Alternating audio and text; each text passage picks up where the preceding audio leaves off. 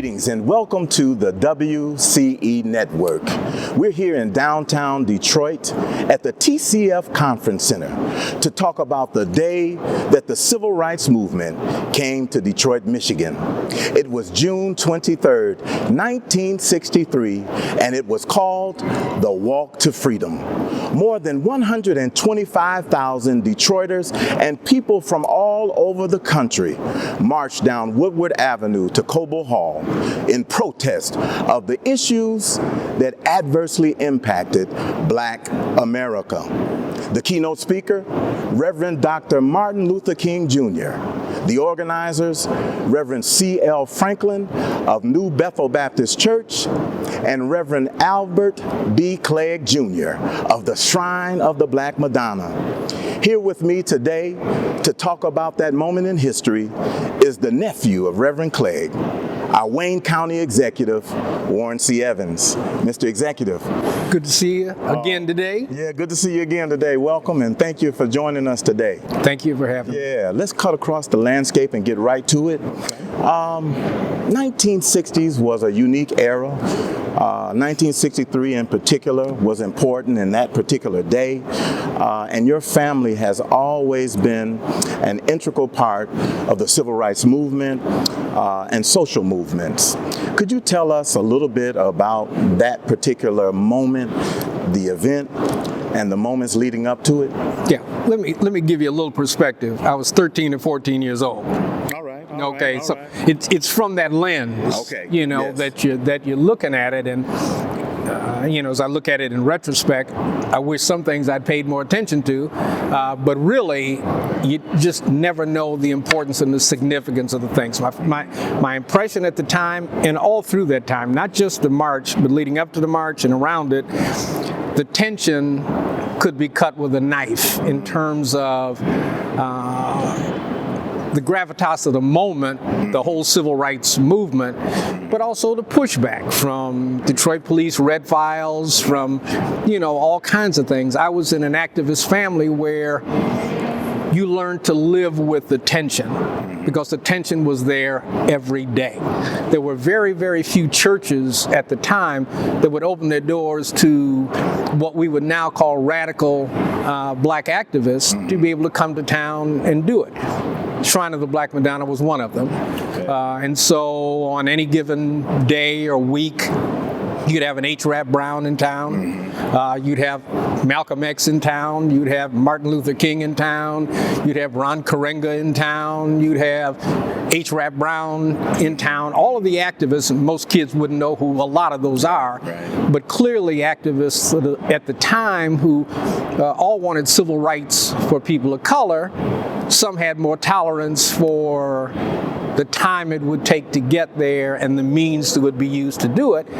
But they were all, soldiers that put themselves at great public risk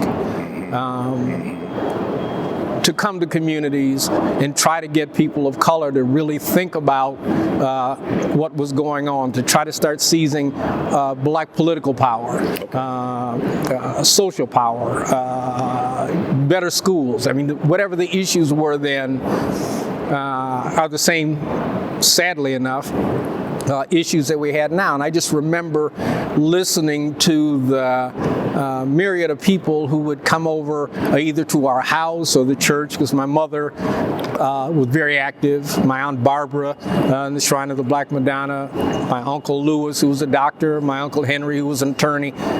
The entire family was actively involved in supporting what Reverend Cleage or Jeramogi was doing at the time. And so there was always things going on, meetings, the nice thing is even at 13 or 14, I always enjoyed being the fly on the wall around people who knew far more. And so it was a great experience. I'm sure I've taken an awful lot from it.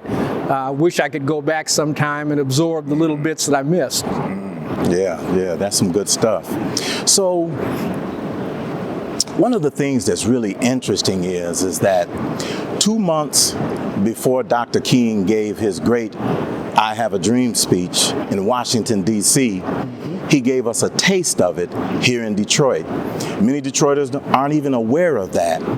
Why do you think people should understand and appreciate that? And what is its significance? One of the significance is you don't give people a taste of it unless you think they're ready for it. And so the level of activism in Detroit at the time, and Detroit being a place that was looking for black activism, Black Detroit was, the Shrine and others. And Dr. King's methodology was not necessarily the same. So there was almost a competition for, we all need to get here and we all know where we want to go. This may be a better approach than that, than maybe this or that. So I think he knew we were primed for some change. And I think he understood that when you got a place that's primed for change, that's one of the places that you come to. And so, my uncle and many others, C.L. Franklin and others, were glad to have Dr. King come to town. They were competing to have him come to town because it was very important that those that had the national spotlight be here for Detroiters to see. Awesome. That's really good. So, a lot of people don't really know Warren Evans in terms of the legacy and the richness of your history. I know that your grandfather, Dr. Albert B. Clegg, founded Dunbar Hospital. Dunbar Hospital was the first African-American hospital in the city of Detroit. Your uncle, Reverend Clegg, founded the Shrine of the Black Madonna. In retrospect, looking at all of that, the history, the people that you had an opportunity to be exposed to, how does that shape you now? How does it shape your thinking and the way you govern yourself on a day-to-day basis? Well, I think it set for me a tremendous example of both intellect and courage as to what was important and the sacrifices that were being made for everybody. It wasn't being made for them.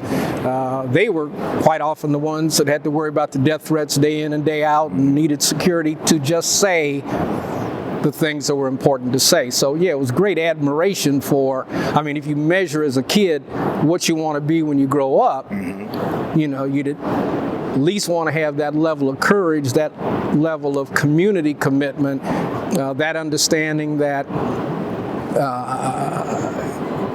we survive as a group, not individualistic. And so that was, critically important to me, just to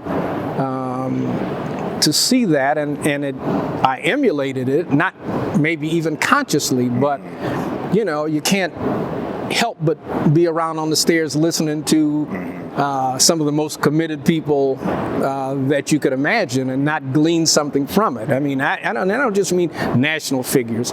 State senators, Coleman Young would be a person who was there on a regular basis talking about things. Local people that you grow up and knew,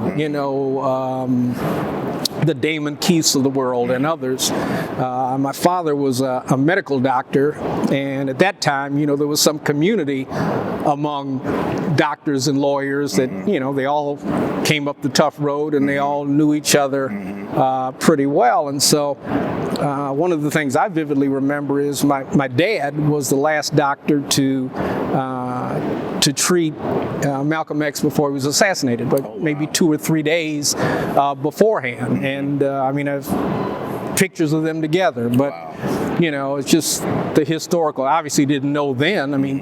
Malcolm X was feeling pressure. There was no question that in his discussions, as I've talked to my father later, he really felt stressed, and he really felt like, I may not be long for here, but it didn't break his spirit, it didn't break his courage. And so, it was just an amazing time for a kid to try to take it all in.